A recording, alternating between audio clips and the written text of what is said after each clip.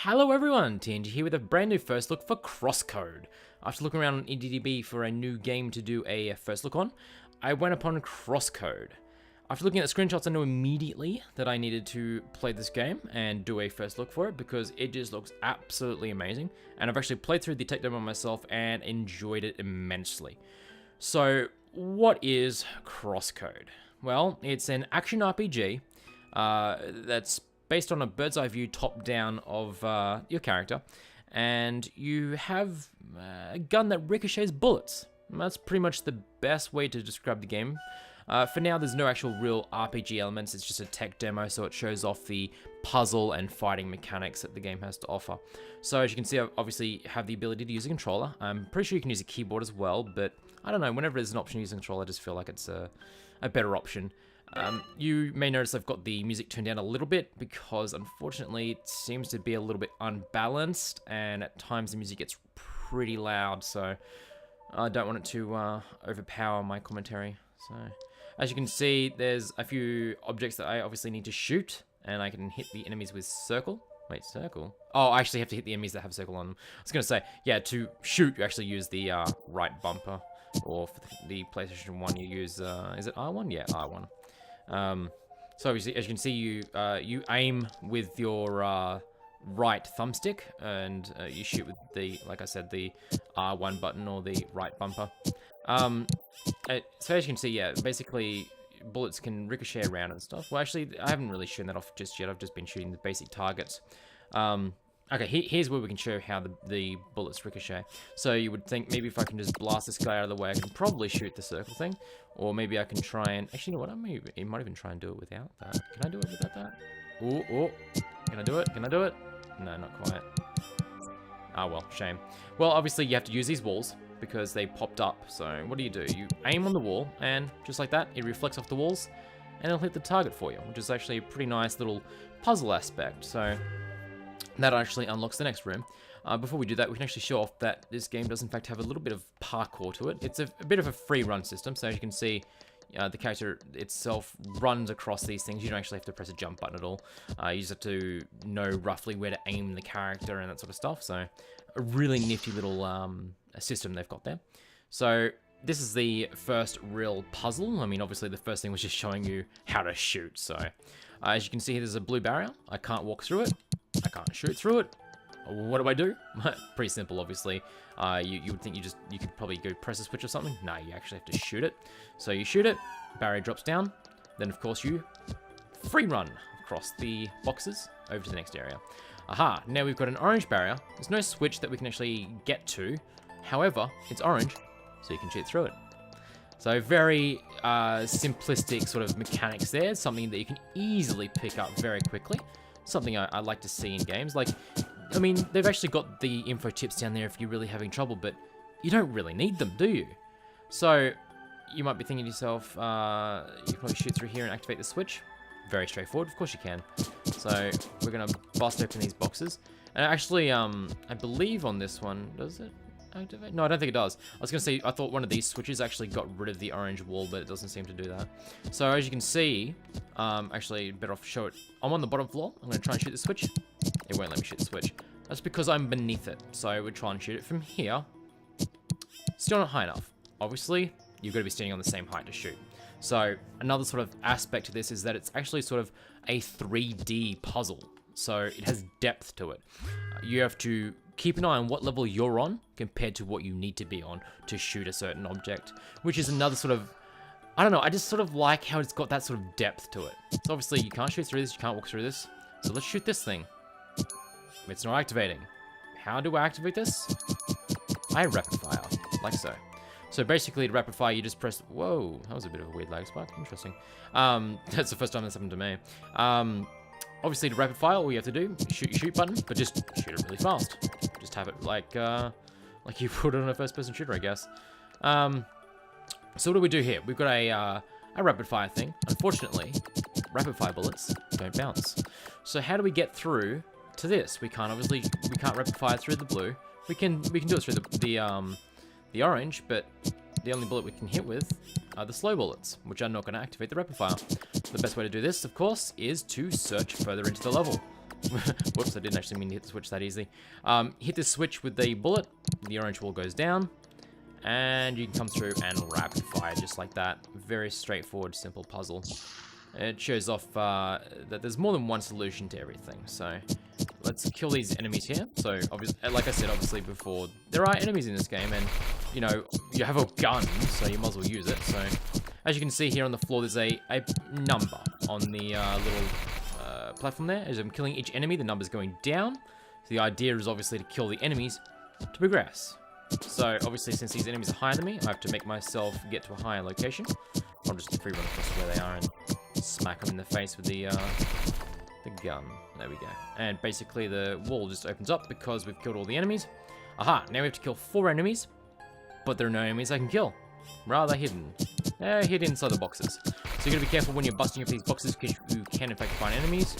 Although I'm pretty sure when you do find enemies in boxes, you actually need to kill them anyway to open these pads. Although I'm sure in the finished game there'll be, you know, boxes that you really just don't want to open. Otherwise you'll just get enemies that you just really don't want to kill. So we killed the ones down the bottom. And there's 7 left to go. So we actually have to open up the last boxes on the bottom floor. Get a few more kills in. So it's in the tech demo at least, there's no extra enemies that you can kill. You actually have to kill every single one of them to progress. So we got 4 to kill. I can see 1 up the top here. So obviously there's going to be 1 hidden inside the box. Kill him as well. Now, as you can see, I can't actually access the boxes over there because there's a box wall in front of me. So what we have to do is we have to go over to the other side and get the same height and just kill the enemies from there instead. So if I can aim properly, that'd be great. Or you can stop moving around. Stop moving around, you scumbag. There we go. Cool. And that was the last one to kill. Nice. So it pauses in the midair. That's awesome. So let's head on to the next room.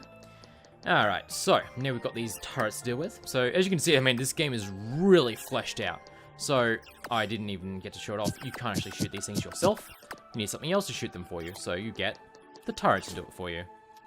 And like so, the door opens. So this next one is a little bit more tricky, but not by much. So you have to basically line yourself up and then move at the last second. Unfortunately, it seems like these bullets don't actually hurt you just yet. I don't know if they're going to hurt you in the final game at all.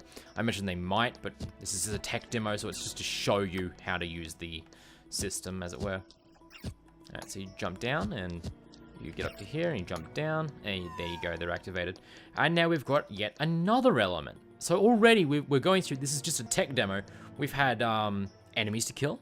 We've had switches. We've had rapid fire switches. We've had 2 different types of walls. Boxes that contain enemies, we've had turrets, and now we've got this other weird thing. So, as you can see, it seems to turn whenever I move, so it faces me. I shoot it, it shoots right back at where I am.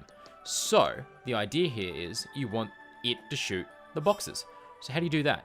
Well, you have it face the boxes by facing you, and you bounce a bullet against it. And it'll activate, and of course, activate the boxes. Just like so, the door's now open. So, as you can see, I mean, if you combine all of these different elements, you can have one hell of a puzzle on your hands. Now, these next enemies will actually attack. So instead of mice, we've actually got spin tops to kill. So as you can see, there's actually 3 different pads. And we kill 1 enemy, so the 1 pad activates. And now we spawn 2 enemies. And you might have noticed in the bottom pad there has a 2 on it. So obviously this particular gauntlet is pretty straightforward. After this, we're going to have 3 enemies, and then they're going to activate the middle pad. So, very straightforward stuff. Of course, if you choose not to rapid fire, you can actually spin out of the way too, which is pretty nifty. You can actually use a more powerful, the more powerful bullet that bounces against things does like 20 damage instead of 10. But honestly, rapid fire seems to be the best way of going about things. And then by killing all the enemies, we open up the next area. So let's head along and activate this, just like so. Oh, and that's the end of the tech demo there. Alright, so as you can see, a very fun and innovative game that you don't see much of nowadays. I mean, the moment I seen these screenshots, I was hooked. I knew that, you know, it was going to be a really fun game, but when I actually played the tech demo, it was so well polished. I was genuinely surprised just how much work has already gone into this game. I'm going to be keeping my eye on it. I'm definitely probably going to do more videos on it as more demos and stuff come out. When, say, they have the RPG elements in. There's screenshots of actual characters talking to each other and text and stuff, but the tech demo for now is just basically killing enemies and solving puzzles. It shows off the core of the game, if you will. So, as you see, you completed the game, the tech demo. Like, you spread the word around. Well, I've made a video, so that's pretty cool. Now they have a small challenge for us to master. Now, I'm not actually going to finish this. I'm just going to show off how complex some of these puzzles can get. So, as you can see, you have to kill these switches. Pretty straightforward stuff, honestly. So, already you're like, whoa, this is a little bit more complex than the last one. Alright, well, I'm just going to bounce a bullet so I can try and get the mirror to activate. Unfortunately, it won't bounce properly because there's no sort of corner object. You're seeing this this angled object here, and then you realize by looking at the top one that it's not activated yet. So how do you activate it? It's very straightforward. In fact, all you have to do is not be a ditz and jump up there and activate these like so. And so wait for that one to go down and activate that. And now, as you can see, these walls have activated properly, and we can just bounce a bullet. Whoop, I missed it that time. Oh, I keep missing. I have to line it up properly. There we go. And that activates that, opens the door, we can jump up here. And now, as you can see again, more sort of 3D elements. Down the bottom floor, I can activate this, come up here. Now we'll try and shoot these, but we can't because there's actually a third level. Jump up onto the dark blue crate. We can shoot this, we can shoot this, we can head through the door. Now we have to kill 5 enemies, 5 spin tops. A little bit more intense than last time. And trust me, it actually gets pretty crazy when you come across the third enemy. There's actually another type of enemy. Well, it's another spin top, but it's a more advanced spin top that has the ability to charge, and the only way to stop the charge is to shoot it with a big bullet before it finishes charging.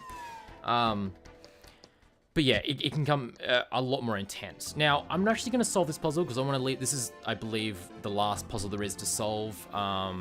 So I don't want to solve it for you. I want you to try to take them out yourself. I want you to try and solve this yourself. I will give you one tip, though. And see these blue walls here that are on top? Not these particular walls, because obviously they're a little bit too high up. But you can actually walk along those blue walls. So if you know, obviously, I mean, I guess, get stuck after killing the enemies, you think to yourself, right, I can walk along the blue walls. So figure that out. And that'll obviously help you finish the challenge. So until next time, everyone, it's been Teanji with the first look at Crosscode. Hope you enjoyed watching, and have a good day. If you enjoyed this video, please leave a like and post a comment below to tell me how I can improve. And feel free to subscribe for more. Thanks for watching. Get rid of him. Oh, that was awesome.